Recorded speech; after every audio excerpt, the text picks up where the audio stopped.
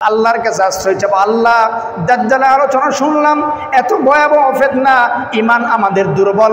দাজ্জাল যদি আমাদের সময় চলে আসে, মনে হয় না এই ঈমান দিয়ে তার ফিতনাকে মোকাবেলা করতে পারবো। আল্লাহর কাছে আশ্রয় চাবো, আল্লাহ আমাদেরকে দাজ্জালের ফিতনা থেকে তুমি বাঁচায় দাও। রাজি আছি?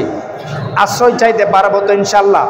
সকাল বিকাল আল্লাহর কাছে আশ্রয় চাবো, কারণ আমাদের জীবনের সমস্যাগুলো আমরা বলবো কার কাছে? মহান আল্লাহ পাক রব্বুল আলামিনের দরবারে কালিমাতুশ শুকর আদায় করছি যে আল্লাহ পাক রব্বুল আলামিন আপনাকে আমাকে পবিত্র জুমার দিন দুনিয়ার সমস্ত কাজ থেকে ফারেগ হয়ে, মুক্ত হয়ে, ভালোবেসে মহাব্বত করে সর্বাগ্রে জামিয়া মসজিদের মধ্যে আসার তৌফিক দান করেছেন। সেজন্য সকলেই সে মহান রব্বে কারীমের দরবারে কালিমাতুশ শুকর আদায় করে কৃতজ্ঞতা জানাচ্ছি আলহামদুলিল্লাহ। আল্লাহ পাক রব্বুল আলামিন তৌফিক দিয়েছেন বিদায় আসতে পেরেছি। তিনি তৌফিক না দিলে আসতে পারতাম? আরো জোরে বলেন, পারতাম? তিনি তৌফিক না দিলে গাছের একটা পাতাও নড়তে পারে না, ঠিক কিনা বলেন? খাবার সামনে উপস্থিত, সব কিছু রেডি মনে করেন, এবার ক্ষুধাও আপনার পেটে প্রচণ্ড, খাবারটা হাতে নিয়েছেন, মুখেও দিয়ে ফেলেছেন, এই খাবারটা যে আপনি ভিতরে ঢুকাতে পারবেন, গিলতে পারবেন, এর কোনো গ্যারান্টি আছে? গ্যারান্টি নেই। কখন আমাদের সামনে মৃত্যু চলে আসে, কখন কি হয়ে যায় বলা যায় না, ঠিক কিনা বলেন? এজন্য তৌফিক আল্লাহ পাক দিলেই সম্ভব, তৌফিক না দিলে কোনো কাজ সম্ভব। সেই শিক্ষা আল্লাহ পাক পবিত্র কোরআনে কারীমের মধ্যে বলছেন, ওমা তৌফিকি ইল্লা বিল্লাহ আলাইহি তাওয়াক্কালতু ওয়া ইলাইহি উনীব। তৌফিক একমাত্র দেওয়ার মালিক কে? আরো জোরে বলেন না, কে? আল্লাহ পাক তৌফিক দেন। এজন্য আমরা কোনো কাজ করার পূর্বেই আমরা তৌফিক চাবো কার? ইনশাআল্লাহ বলবো আমরা। আল্লাহ যদি চান, আল্লাহ যদি তৌফিক দেন তাহলে করতে পারবো, আর যদি তিনি তৌফিক না দেন তাহলে আমাদের পারপক্ষে কোনো কাজই করা সম্ভব না।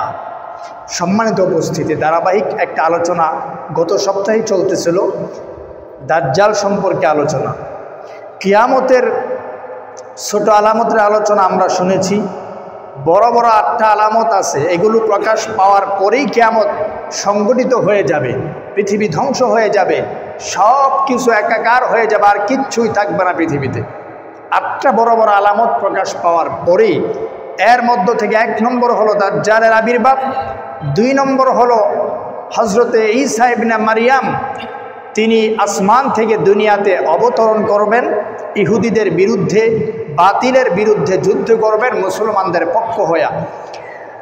ইয়াজুজ মাজুজের আত্মপ্রকাশ এবং 3টা বড় বড় ভূমিধসে পড়বে, এক প্রকার বিশেষ ধোঁয়া বের হবে, বিশেষ এক প্রকার প্রাণী মাটির নিচ থেকে বের হয়ে মানুষের সাথে তুকাল্লিমুন নাসা, মানুষের সাথে কথা বলবে মানুষের ভাষায়।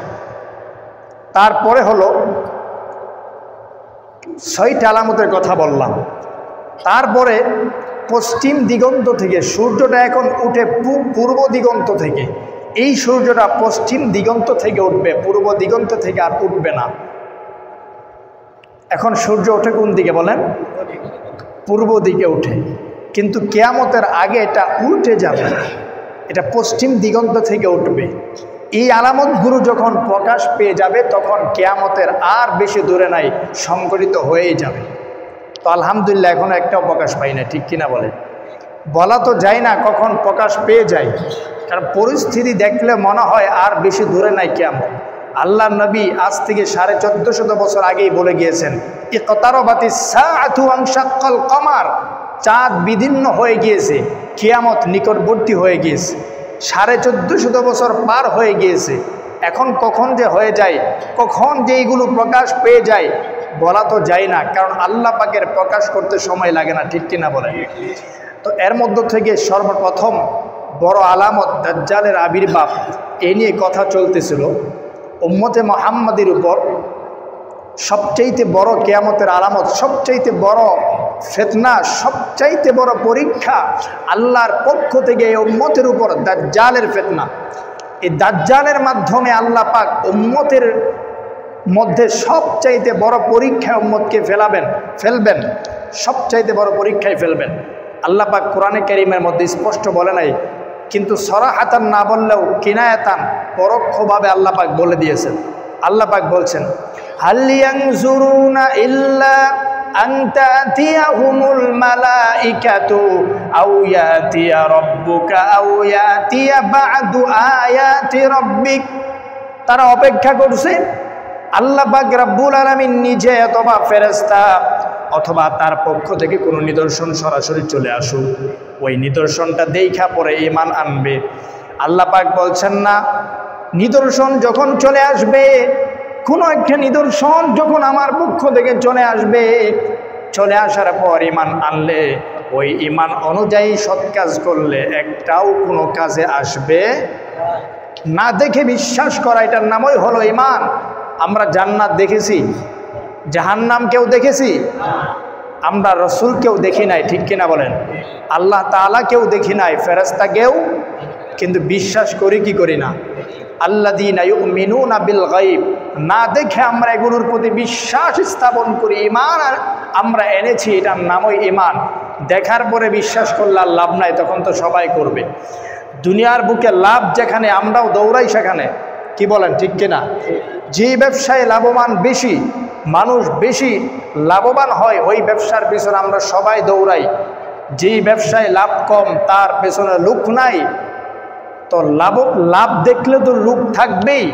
আল্লাহ পাক বললেন, লাভ দুনিয়াতে আমি দিব না, লাভ দিব চক্ষু বন্ধ হওয়ার পরে। লাভ কখন দিবে? চক্ষু বন্ধ হওয়ার পরে। উম্মতকে আমি দুনিয়াতেই যদি লাভ দিয়ে দেই, দেখায় দেই, তাহলে তো সব উম্মতি ঈমান নিয়ে আসবে, কিন্তু লাভ দুনিয়াতে দেখাবো না, চক্ষু বন্ধ হওয়ার পরে দেখাবো। তারপর দেখি লাভ পরে পাওয়া সত্ত্বেও, ওইটা জানা সত্ত্বেও কারা আমার প্রতি ঈমান আনে। তো দাজ্জালের কথা আল্লাহ পাক কোরআনে বলেছেন, রাসূল বলেন উম্মতের উপর সবচাইতে বড় ফিতনা হলো দাজ্জালের ফিতনা। এই আয়াতের ব্যাখ্যায় রাসূল বলেছেন, যে আয়াতটা আপনাদের সামনে পড়লাম, সালাসুন ইযা খারাজনা, তিনটা জিনিস যখন বেরিয়ে পড়বে, লা ইয়ানফাউ নাফসান ঈমানুহা লাম তাকুন আমানাত মিন ক্বাবল, তিনটা জিনিস বেরিয়ে পড়ার পূর্বে যারা ঈমান আনে নাই, তিনটা জিনিস কি? দাজ্জাল আসবে, সূর্য পশ্চিম দিক থেকে উঠবে, মাটির নিচ থেকে প্রাণী বের হবে।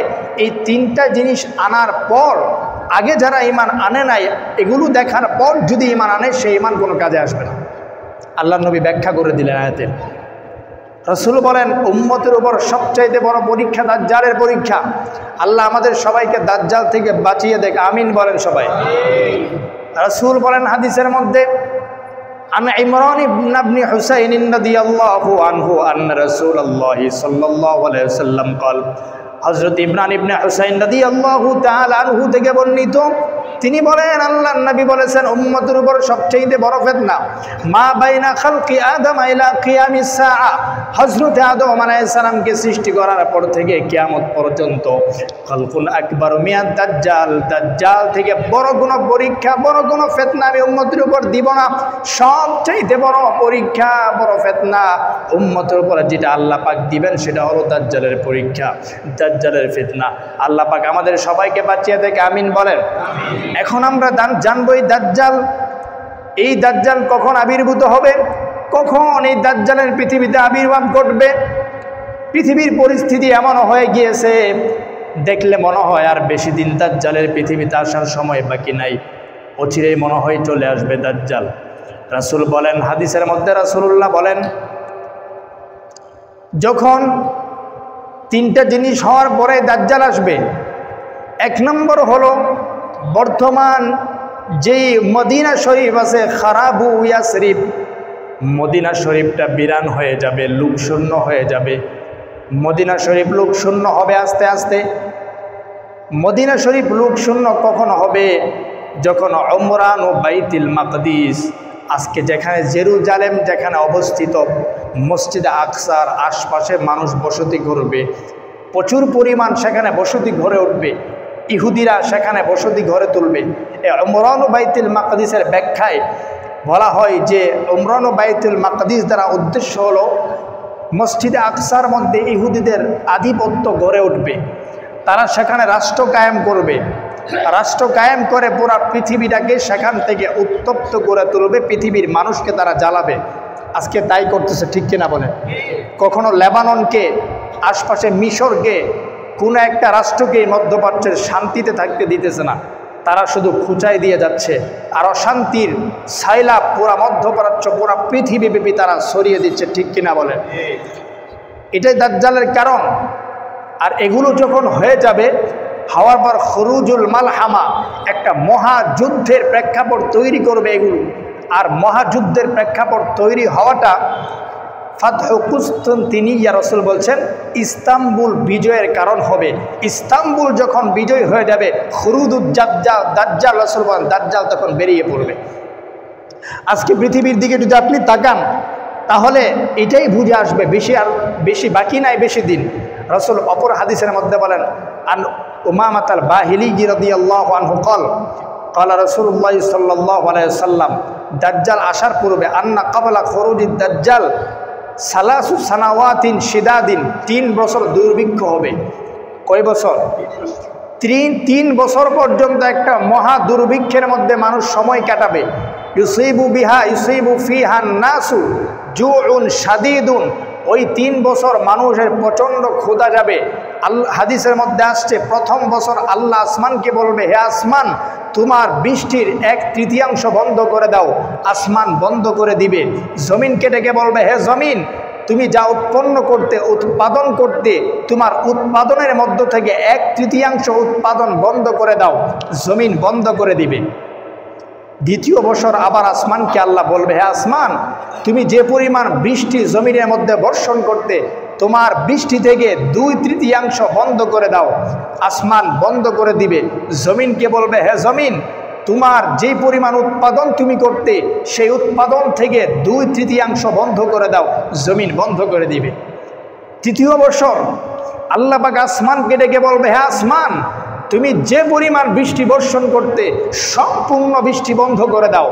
আসমান 1 ফোঁটা বৃষ্টিও আর বর্ষণ করবে না, সম্পূর্ণ বৃষ্টি বন্ধ হয়ে যাবে।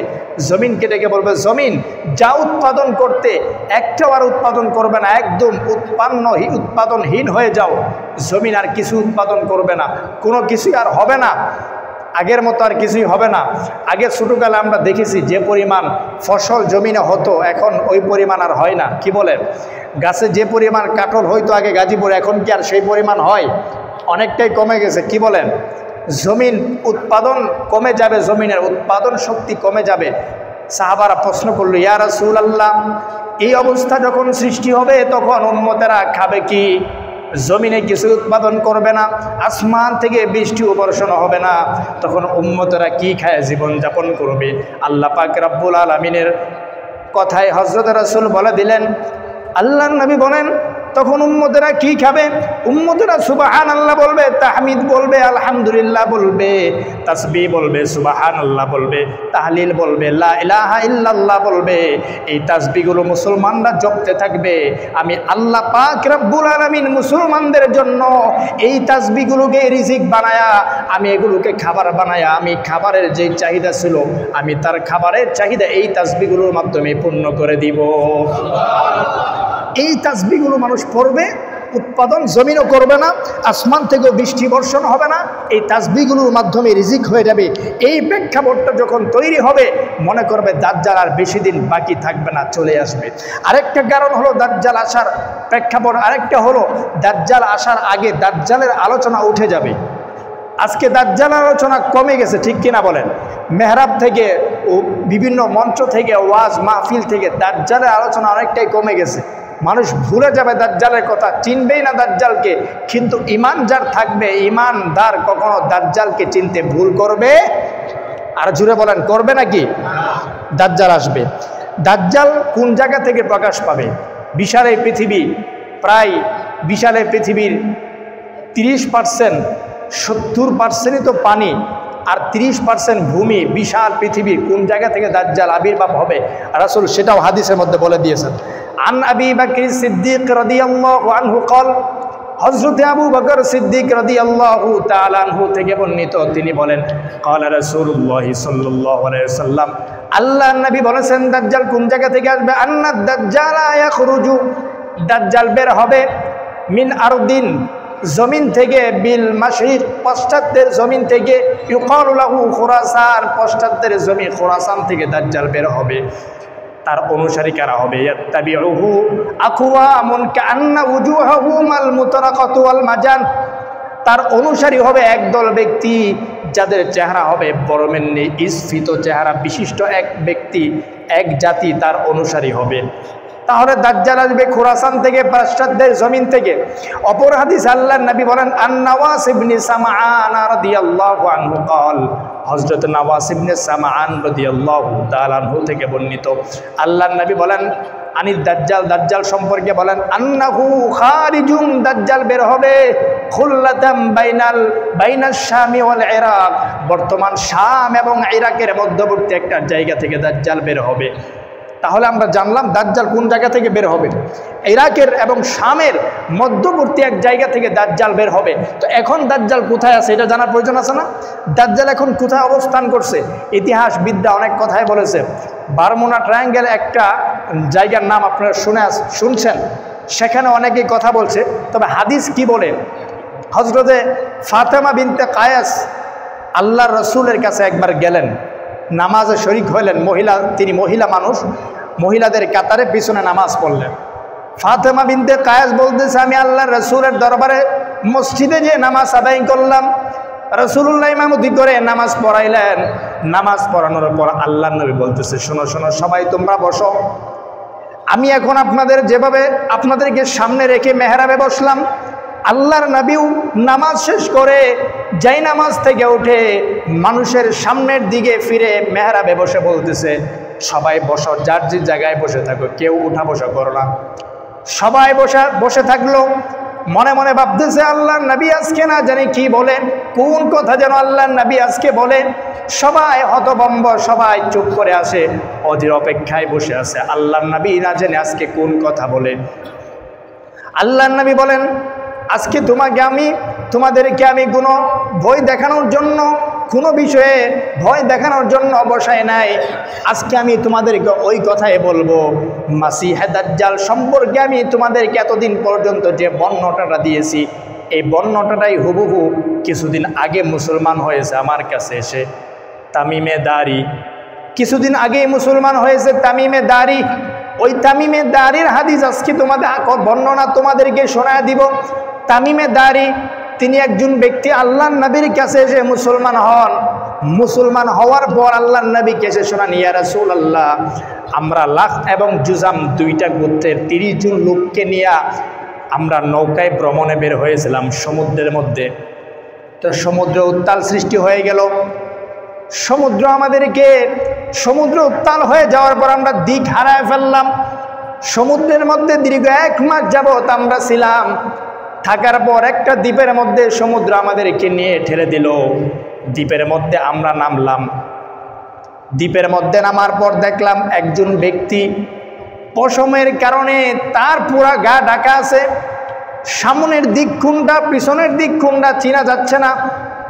আমরা বললাম, অমঙ্গল হোক তোর, তুই কে এখানে বসে আসস, তোকে চেনা যাচ্ছে না। ওই ব্যক্তিটা ডাক দিয়ে বলল, আমি হলাম সংবাদ গ্রহণকারী, আমি একজন গোয়েন্দা। সংবাদ সংগ্রহকারী, আমি সংবাদ সংগ্রহ করতেছি। ডাক দিয়ে বলল, সংবাদ সংগ্রহ করতেছি, ভিতরে একটা ঘর আছে, ঘরের ভিতরে যা দেখো একজন বসে আছে তোমাদের অপেক্ষায়, তোমাদের কাছ থেকে সংবাদ সংগ্রহ করবে, যাও।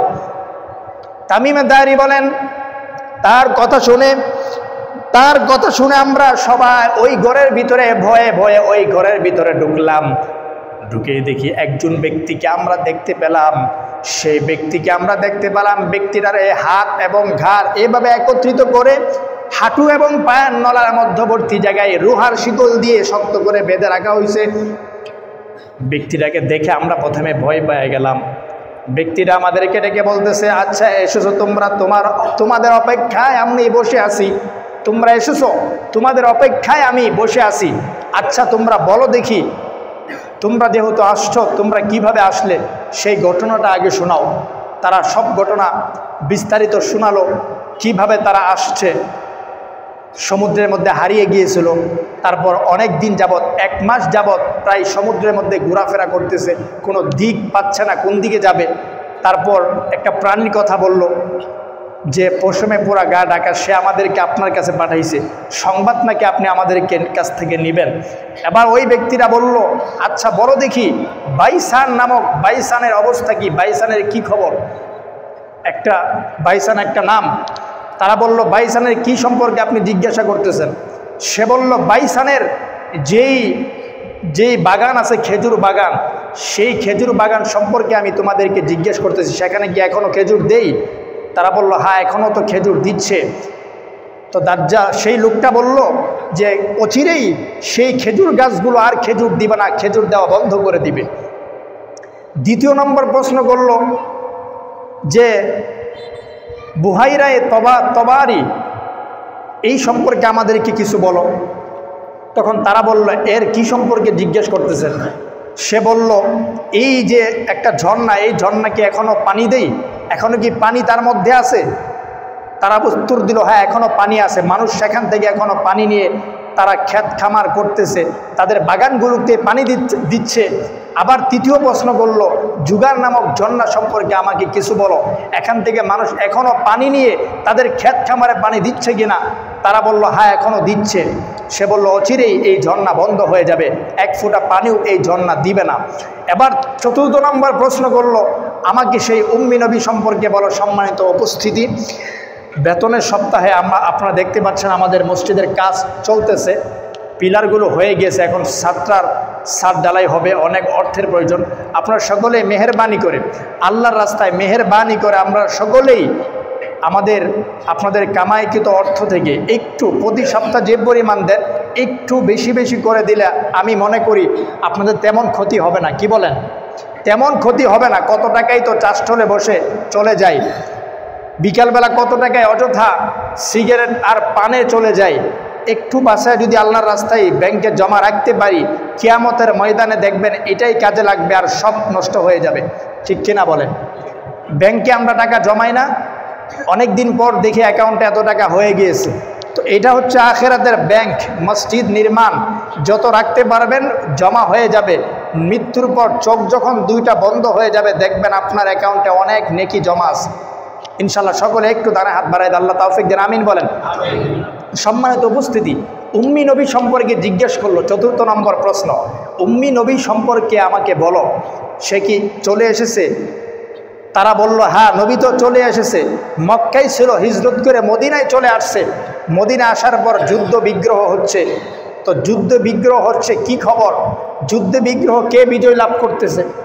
তারা বলল, নবী বিজয় লাভ করতেছে এবং সেখানে তারা ইসলাম কায়েম করতেছে, শাসন ব্যবস্থা কায়েম করতেছে। অনেকেই মানুষজনগুলো তার আনুগত্য স্বীকার করে নিচ্ছে। দাজ্জাল বলল, তার আনুগত্য যারা স্বীকার করে নিচ্ছে এটাই ভালো কাজ। তো এতক্ষণ পর্যন্ত ওই ব্যক্তিটা এদের কাছ থেকে পরিচয় নিল, কিছু প্রশ্ন উত্তর তথ্য সংগ্রহ করল। এখন তারা এবার প্রশ্ন করতেছে, এতগুলো তথ্য আপনি আমাদের কাছ থেকে নিলেন, তো আপনি কি, আপনার পরিচয় তো আমরা জানলাম না, আপনি পরিচয়টা আবার দেন। সেই ব্যক্তিরা বলতেছে, আমার পরিচয় জানবে, আমি হলাম দাজ্জাল, আমি হলাম দাজ্জাল, আমি দাজ্জাল। এই যে আমাকে দেখতেছো, আমাকে বেঁধে রাখা হয়েছে, অচিরেই আমাকে ছেড়ে দেওয়া হবে, আমি দুনিয়াতে যাব।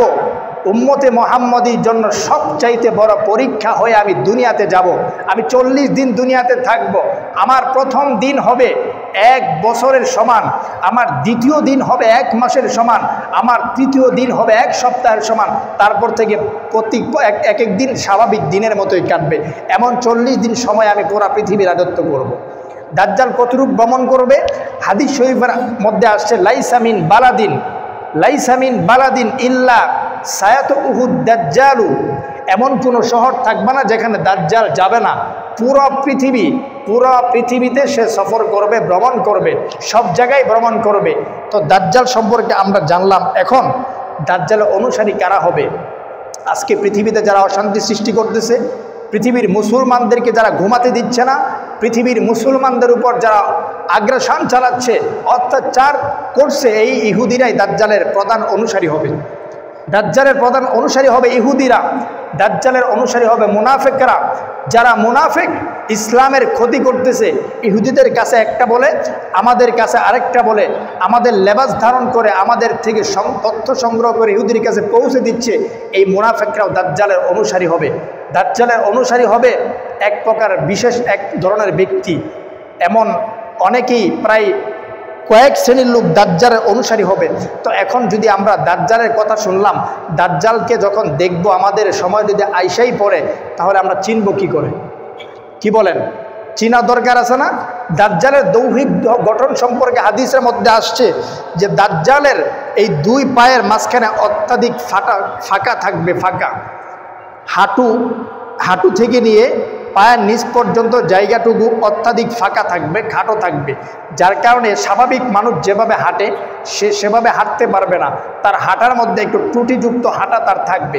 দাজ্জালের আরেকটা আলামত হলো দাজ্জালের চুলগুলো থাকবে অত্যাধিক কুকরা চুল বিশিষ্ট থাকবে এবং অস্বাভাবিক ঘন চুল থাকবে তার। এবং দাজ্জালের তার চক্ষু দুইটা হবে আলোহীন। ভাসমান আঙ্গুর দেখছেন না, বড় বড় আঙ্গুরগুলো, এই আঙ্গুরগুলো দেখতে যেমন দাজ্জালের চক্ষুগুলো থাকবে এমন। ইমানদাররা দেখার সাথে সাথেই চিনে ফেলবে যে এটা দাজ্জাল, এটা খোদা হতে পারে। তার শারীরিক রং থাকবে, শরীরের রং থাকবে অস্বাভাবিক সাদা রং থাকবে তার। এবং দাজ্জালের আরেকটা আলামত থাকবে, ইমানদাররা যখন কপালের দিকে তাকাবে তখন লেখা থাকবে কাফার, মানে কাফের লেখা থাকবে দাজ্জালের কপালে। এই কপালের কাফের লেখা দেখা মাত্রই ইমানদার চিনে ফেলবে যে সে দাজ্জাল, সে খোদারা। তার কাছে এত পাওয়ার দিবে আল্লাহ পাক, দেখাবে আপনাকে জান্নাত তার হাতে, এই হাতে জান্নাত, এই হাতে জাহান্নাম সে দেখাবে। হাদিসের মধ্যে আছে আন হুযায়ফা রাদিয়াল্লাহু আনহু ক্বাল যে ফাজান্নাতুহু নারুন ওয়া নারুহু জান্নাতুন। দাজ্জাল যেটাকে জান্নাত দেখাবে ওটা মূলত জান্নাত না, ওটা জাহান্নাম। আর যেটাকে দেখাবে জাহান্নাম, আগুন, ওইটা মূলত আগুন না, ওটাই বাস্তবে জান্নাত।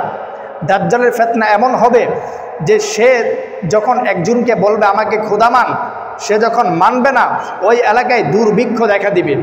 সে যেদিক দিয়ে যাবে, যে এলাকায় তার অনুসারী বেশি হবে, সেই এলাকা সবুজ শ্যামল হয়ে উঠবে, ফসল প্রচুর পরিমাণ বেশি হবে। এগুলো সব ফিতনা। এই ফিতনাই উম্মতের জন্য সবচাইতে বড় পরীক্ষা। আল্লাহ পাক আমাদেরকে বাঁচান দাজ্জাল থেকে, আমিন বলেন সবাই। সম্মানিত উপস্থিতি, দাজ্জাল থেকে এখন আমরা কিভাবে বাঁচব? আল্লাহর নবী শিখিয়ে দিয়েছেন দাজ্জাল থেকে বাঁচার জন্য। আল্লাহর নবী প্রায় 9টা আমল শিখাইছেন। আমরা সবাই 9টা আমল করতে রাজি আছি কি নাই? আরো জোরে বলেন আছি না নাই? 1 নম্বর আমল দাজ্জালের ফিতনা থেকে বাঁচার জন্য 1 নম্বর আমল হলো সকাল বিকাল আল্লাহর কাছে আশ্রয় চাইতে হবে। আমাদের জীবনের সব চাওয়া আমরা চাবো কার কাছে? আরো জোরে বলেন কার কাছে? সকাল বিকাল আল্লাহর কাছে আশ্রয় চাবো। আল্লাহ, দাজ্জালের আলোচনা শুনলাম, এত ভয়াবহ ফিতনা, ইমান আমাদের দুর্বল। দাজ্জাল যদি আমাদের সময় চলে আসে, মনে হয় না এই ইমান দিয়ে তার ফিতনাকে মোকাবেলা করতে পারবো। আল্লাহর কাছে আশ্রয় চাবো, আল্লাহ আমাদেরকে দাজ্জালের ফিতনা থেকে তুমি বাঁচায় দাও। রাজি আছি? আশ্রয় চাইতে পারবো তো ইনশাল্লাহ? সকাল বিকাল আল্লাহর কাছে আশ্রয় চাবো, কারণ আমাদের জীবনের সমস্যাগুলো আমরা বলবো কার কাছে? আরো জোরে বলেন কার কাছে? এজন্য আল্লাহর কাছে আমরা আশ্রয় চাবো। আল্লাহ, দাজ্জাল যদি চলে আসে আমাদের জীবিত অবস্থায়, আমাদের জীবন অবস্থায় যদি চলে আসে, আমাদেরকে তার ফিতনা থেকে আল্লাহ বাঁচিয়ে দাও, আমিন বলেন। 2 নম্বর, দাজ্জালের মুখোমুখি যখন আমরা হয়ে যাব, তখন আমরা যদি আমাদের জমানায় আমরা জীবিত থাকা অবস্থায় দাজ্জাল চলে আসে, তাহলে তার মুখোমুখি হওয়া যাবে না। তার সামনাসামনি হওয়া থেকে যত সম্ভব চেষ্টা করতে হবে বেঁচে থাকার জন্য। 3 নম্বর, হাদিসের মধ্যে আসছে দাজ্জালে কিছু বৈশিষ্ট্য আল্লাহ পাক দিবেন, কিছু অলৌকিক ক্ষমতাও তাকে দিবেন উম্মতকে বিপদে পরীক্ষায় ফেলানোর জন্য। তো আমরা সেই পরীক্ষাগুলো যে দাজ্জালের, সেটা চিনব কি করে? সেজন্য আল্লাহ পাকের সিফতি নাম 99টা নাম আছে, এগুলো মুখস্থ করতে হবে। ওয়াল্লাহুল খালিকুল বারিউল মুসাউবিরুল গফফারুল কাহ্হার। আল্লাহ পাকের 1টা 2টা 3টা নয়, আল্লাহ পাকের এমন 99টা সিফতি নাম আছে। কয়টা আছে? 99টা সিফতি নাম যদি আমরা মুখস্থ রাখতে পারি, অর্থ সহ যদি জানতে পারি, তখন দাজ্জাল যখন আসবে দেখা মাত্রই আমরা বলতে পারবো আমার খোদা এই সিফতের নাম। ঠিক কিনা বলেন? আমার খোদা তো গফফার, আমার খোদা তো কাদির হাইয়ুন, সে তো হাইয়ুন কাদির না, তার ভিতরে তো আমার খোদার সিফতি গুণগুলো পাওয়া যায় না, সুতরাং সে খোদা হতে পারে না, সে দাজ্জাল। ঠিক কিনা বলেন? সম্মানিত উপস্থিতি, দাজ্জাল থেকে বাঁচার আরেকটা উপায় হলো, আমরা জানি সূরাতুল কাহাফ নাম শুনছেন তো? কথা বলেন, সূরা কাহাফের নাম শুনছেন? সূরা কাহাফ এটাকে মুখস্থ করা, প্রতি শুক্রবার এটাকে তেলাওয়াত করা, বেশি বেশি পড়া। আর যদি পুরা সূরা কাহাফটা নাও হয়, সম্মানিত উপস্থিতি এদিকে তাকান, সূরাতুল কাহাফ পুরাটা মুখস্থ করা, বেশি বেশি তেলাওয়াত করা। আর যদি তা নাও করতে পারি, কমপক্ষে 10টা আয়াত, হাদিসে বলছে 10 আয়াতিন, কমপক্ষে 10টা আয়াতকে মুখস্থ করা, নিয়মতান্ত্রিকভাবে সেগুলো বারবার তেলাওয়াত করা। যদি তেলাওয়াত এভাবে করতে পারি, ইনশাল্লাহ আমরা আশাবাদী দাজ্জালের ফিতনা থেকে আমরা পার পেয়ে যাব, আল্লাহ পাক আমাদেরকে পার দিয়ে দিবে ইনশাল্লাহ। তো বলা হয়েছে হাদিসের মধ্যে, দাজ্জালের থেকে বাঁচার আরেকটা উপায় হলো, সারা দুনিয়া দাজ্জাল সফর করবে, কিন্তু 2 জায়গায় দাজ্জাল যাইতে পারবে না। কয় জায়গায়? আরো জোরে বলেন, কয় জায়গায়? এই 2 জায়গা ভালো করে মুখস্থ রাখবো। আমরা এই 2 জায়গা মুখস্থ রাখবো বেশি বেশি, এবং সেখানে যাওয়ার জন্য আপ্রাণ চেষ্টা করব। সম্পদ যদি আল্লাহ দেন তাহলে সেখানে যাবো আমরা ইনশাআল্লাহ। বলেন, 1 নম্বর হাদিসের মধ্যে আসছে ইল্লা মাক্কা ওয়াল মাদিনা। 1 নম্বর জায়গার নাম কি? মক্কা। 1 নম্বর জায়গার নাম কি? পবিত্র হারমাইন শরীফ, হারাম মক্কা। 2 নম্বর হলো মদিনা। এই 2 জায়গায় দাজ্জাল যাইতে পারবে না। সারা পৃথিবীতে সে তার তাণ্ডব চালাবে, সে সারা পৃথিবীব্যাপী সফর করবে, মুসলমানদের জন্য পরীক্ষা হবে, কিন্তু 2 জায়গায় সে যাইতে পারবে না। হাদিসের মধ্যে আসছে, যখনই সে মক্কায় ঢুকতে চাইবে, ফেরেশতারা 3 নিয়ে দাঁড়ায় থাকবে। যখনই ঢুকতে চাইবে, গেটের মধ্যে ঢুকতে চাইবে, তীর মেরে দাজ্জালকে তাড়ায় দিবে, সেখানে ঢুকতে দেওয়া হবে না তাকে। এজন্য আমরা মক্কা মদিনায় যাইতে রাজি আছি। কে কে হাত উঠান? আল্লাহ পাক সবাইকে তৌফিক দেন, আমিন বলেন। হাত নামান। মক্কা মদিনা আমাদের প্রাণ। জীবনে আর কিছু করি না করি, দুয়ার মধ্যে অন্তত একটা বলবো, আল্লাহ মক্কা যেন আমাদের বাস্তবে, যেন আমাদের জীবনে দেখার সৌভাগ্য হয়, আমিন বলেন সবাই। পবিত্র হারমাইন শরীফ সব পৃথিবীর সমস্ত ফিতনা থেকে, সমস্ত খারাপি থেকে, সব কিছু থেকে আল্লাহ পাক পবিত্র মক্কাকে নিরাপদ রেখেছেন। এই জন্য আল্লাহ পাক কোরআনে কারীমের মধ্যে বলেন, লা উকসিমু বিহাদাল বালাদ ওয়া আনতা হিল্লুম বিহাদাল বালাদ। আবার বলেন, লাকাদ খালাকনাল ইনসানা ফি আহসানি তাকওয়িম। বালাদিল আমিন বলা হয়েছে এক আয়াতের মধ্যে। বালাদিল আমিন সূরা 3-এর মধ্যে বলা হয়েছে। বালাদিল আমিন এটা হচ্ছে নিরাপদ একটা শহর। এই শহরের মধ্যে, শহরকে আল্লাহ পাক সব কিছু থেকে নিরাপদ রেখেছেন। এজন্য আমরা এখানে ভ্রমণ করব সবাই। মদিনা শরীফে যাওয়ার জন্য আমরা চেষ্টা করব। সম্মানিত উপস্থিতি, আল্লাহ পাক রব্বুল আলামিন যদি আমাদেরকে সম্পদ দিয়ে থাকেন, আমরা সেটাকে প্রয়োগ করব মক্কায় যাওয়ার জন্য। আল্লাহ তৌফিক দেন, আমিন বলেন। মদিনায় যাওয়ার জন্য আল্লাহ তৌফিক দেন, আমিন বলেন। সম্মানিত উপস্থিতি, দাজ্জালের সর্বশেষ বাঁচার একটা উপায়, ছোট্ট একটা দোয়া শিখায় আজকে বয়ান শেষ করে দিব। প্রতি নামাজের মধ্যে, প্রতি নামাজের পর আমরা আল্লাহ পাকের কাছে দোয়া করব।